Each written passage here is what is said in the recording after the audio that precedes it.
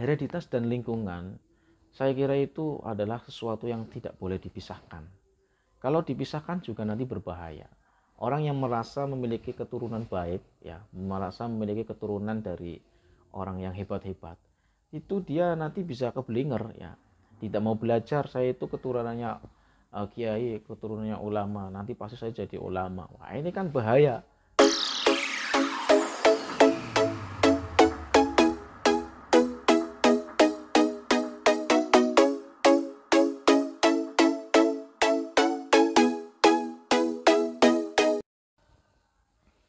Assalamualaikum warahmatullahi wabarakatuh. Halo sobat YouTube semuanya, teman-teman mahasiswa mahasiswiku, apa kabar? Semoga dalam keadaan sehat walafiat.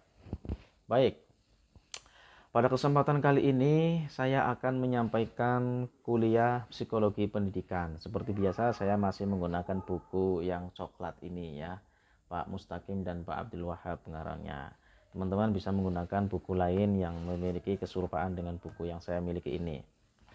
Baik, pada kesempatan kali ini saya akan membawakan tema tentang hereditas dan lingkungan hidup.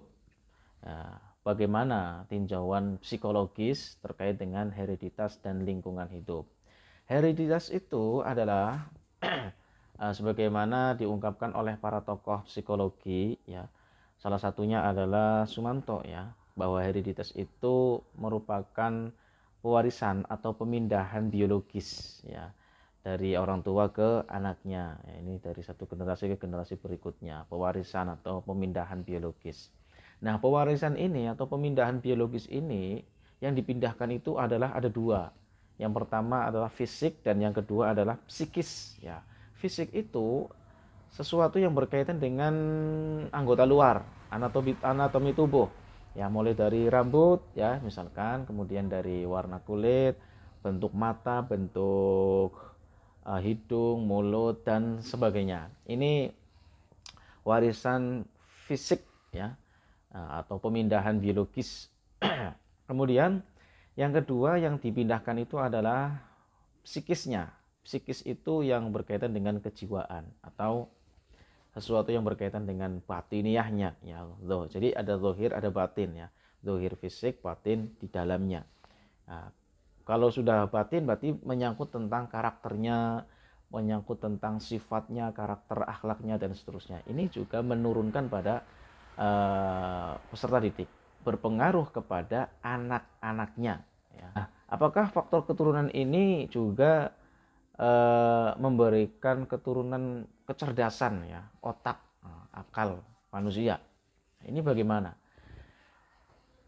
Secara hereditas, kalau dalam tinjauan hereditas itu ya juga berpengaruh, ya, artinya orang tua juga menurunkan karakter kecerdasan kepada anaknya.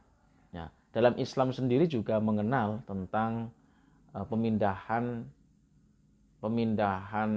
gen, ya, baik bentuk fisik atau psikis atau kecerdasannya kepada anak-anaknya. Salah satu contohnya itu adalah Nabi Ibrahim. Jadi ternyata Nabi Ibrahim itu seorang nabi yang sangat cerdas, ya. Dia sukses ketika diberi cobaan oleh Allah Subhanahu wa taala. Sehingga di dalam ayat Al-Qur'annya berbunyi Bismillahirrahmanirrahim, wa idzi btala Ibrahim rabbuhu bikalimatin fa'atammahun, ya. Kemudian qala inni ja'iluka lin-nasi imama qala wa min dzurriyyati qala la yanalu ahdi dzalimin. Jadi artinya Allah Subhanahu wa taala itu mencoba Nabi Ibrahim, ya, mencoba bikalimatin, dengan kalimat, atau kalimat itu maksudnya adalah dengan perintah dan larangan, ya. Nabi Ibrahim telah dicoba oleh Allah Subhanahu wa taala, dan ternyata Nabi Ibrahim itu fa'atammahunna, telah mensukseskan, menyempurnakan cobaan itu, sehingga dicap oleh Allah Nabi Ibrahim itu nabi yang sukses dalam mengemban ujian yang diberikan oleh Allah Subhanahu wa taala. Berkat kesuksesannya ini, kemudian Allah mengatakan, saya akan menjadikanmu panutan untuk seluruh manusia di seluruh dunia. Qala ini ja'ilu kalin nasi imama, ya, akan menjadikan imam untuk manusia di seluruh dunia. Ya. Ini Nabi Ibrahim agak bahasanya itu agak nganyang ya, agak minta tambahan bonus, sehingga berkata qala wa min dzurriyyati, ya Allah, apa qala wa min dzurriyyati, juga kepada anak keturunan saya. Nah, wah ini karena ini komunikasi antara Nabi Ibrahim dengan Allah ya, dan Allah pun mengiyakan dengan bahasa isyaratnya, bahasa majaznya, itu langsung disebutkan qala.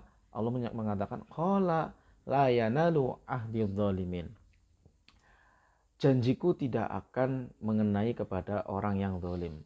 Artinya apa? Nabi Ibrahim itu kan seorang nabi yang tidak melakukan kezaliman. Ya jelas permintaannya Nabi Ibrahim bahwa keturunannya juga nanti menjadi imam untuk seluruh manusia di muka bumi ini juga dipenuhi. Buktinya apa? Nabi Ibrahim itu anak-anaknya menjadi nabi semua sampai kepada Nabi Muhammad SAW ya. Jadi anak-anaknya Nabi Ibrahim itu mayoritas menjadi nabi ya, mayoritas menjadi nabi dan menjadi orang-orang yang hebat ya, mayoritas menjadi nabi. Ini berbicara pada sejarah yang ada di dalam Al-Quran. Ternyata keturunan juga ada beberapa yang dominan ya, yang menjadikan itu memiliki, paling tidak sudah memiliki potensi ya, potensi kecerdasan, potensi fisik, potensi psikis yang sangat baik dari apa yang dimiliki oleh orang tuanya. Nah, kalau kita berpedoman kepada potensi hereditas, lantas bagaimana dalam tinjauan lingkungan? Ya, sementara kita hidup di lingkungan. Nah, kalau kita punya potensi keturunan yang bagus, ya, tetapi misalkan terjun di dalam lingkungan yang buruk, apakah potensi hereditas ini masih bisa terjaga? Nah, ini yang menarik di sini tentunya ya. Memang betul bahwa hereditas itu tidak selamanya mutlak pasti nantinya akan menjadi seorang yang cerdas sebagaimana orang tuanya dulu, orang yang berkarakter baik sebagaimana orang tuanya dulu ya. Memang tidak menjanjikan. Semuanya itu adalah karena manusia itu ditantang untuk terjun di dalam lingkungan ya. Sebenarnya Nabi Ibrahim itu juga tertantang ya untuk melakukan dakwahnya bersama lingkungan ya. Nabi Ibrahim secara pribadi, secara individu memiliki karakter yang cerdas, tetapi karakter cerdasnya itu juga dihadapkan pada sebuah masyarakat, sehingga dari masyarakat itu sendiri kemudian bisa menambahkan wawasan, menambahkan ilmu dan sebagainya. Jadi intinya sebenarnya hereditas itu penting, tapi lingkungan juga sangat penting. Hal ini ternyata senada dengan hadis yang telah diungkapkan oleh Rasulullah SAW, bahwa ada hadis kullu mauludin yuladu 'alal fitrah fa inna abawahu yuhawidanihi aw yunassiranihi aw yumajjisanihi, bahwa segala yang lahir, setiap sesuatu yang dilahirkan di dunia ini itu fitrah ya, suci. Jadi apapun yang dilahirkan di dalam dunia ini itu awalnya adalah fitrah, suci, bersih, tanpa noda, tanpa dosa. Ya, nanti ini setiap anak yang lahir ya itu pasti bersih. Nah, nanti tinggal bagaimana orang tuanya, fa inna abawahu, orang tuanya yang mengantarkan anak itu menjadi orang yang beragama Majusi, Nasrani atau Yahudi. Ya, ini yang membawa itu adalah orang tua. Perlu kita ketahui bahwa orang tua dalam konteks hadis ini itu adalah lingkungan luar. Walaupun orang tua ya, itu lingkungan luar dari si anak itu sendiri. Nah, secara internal dia sudah oke ya, sudah beragama Islam. Maka anak yang terlahir meskipun dari agama non muslim, dari agama non Islam, itu dianggapnya sebagai Islam ya, selama belum baligh ya. Kalau sudah baligh ya itu dianggap sudah di luar Islam. Maka kullu mauludin yuladu 'alal fitrah, segala sesuatu yang lahir, anak yang baru lahir itu suci, tinggal bagaimana orang tuanya. Ini kalau kita bicara tentang hereditas dan lingkungan, maka perkembangan peserta didik itu di samping dipengaruhi oleh faktor hereditas ya, juga faktor lingkungan sangat dominan.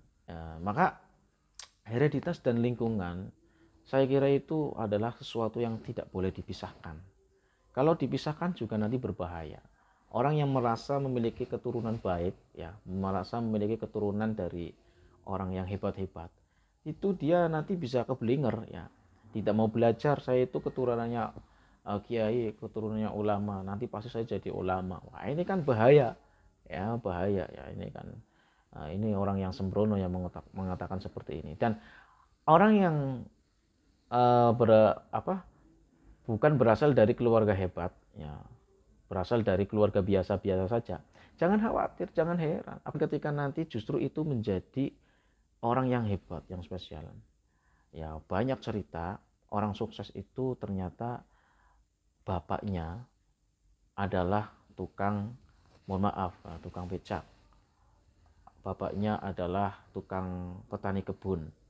Bapaknya dari orang desa yang terpelosok. Nah, ternyata anaknya menjadi luar biasa. Ini kalau bukan faktor lingkungan, ya, maka tidak akan mungkin, ya, dengan potensi minim yang dimiliki, potensi kecerdasan minim yang dimiliki, tapi ternyata bisa mendapatkan kesuksesan dari jalur lain. Nah, inilah, maka dalam konteks psikologi itu di samping ada aliran namanya adalah nativisme, empirisme, dan konvergensi, ya. Kalau hereditas itu alirannya namanya adalah nativisme, ya. Kalau yang lingkungan alirannya namanya empirisme, segala sesuatu yang berkaitan dengan empiris, kenyataan, realita lapangan. Nah, di tengah-tengah itu namanya konvergensi, ya. Aliran konvergensi memadukan, menggabungkan bahwa kecerdasan manusia, kecerdasan anak, ya, perkembangan otak anak itu di samping dipengaruhi oleh orang tuanya juga dipengaruhi oleh lingkungan. Terkait prosentase, yaitu banyak perbedaan, ya. Ada yang 30-70, ya, 30 hereditas, 70 lingkungan dan sebagainya. Itu saya kira lihat situasi dan kondisi, ya. Ya, pada intinya keduanya saling berkesinambungan, ketika digabungkan itu akan menjadi 100% menuju kecerdasan otak peserta didik. Demikian, terima kasih, semoga bermanfaat. Mohon maaf atas segala kekurangan, kekhilafan. Kalau ada pertanyaan bisa dituliskan di kolom komentar.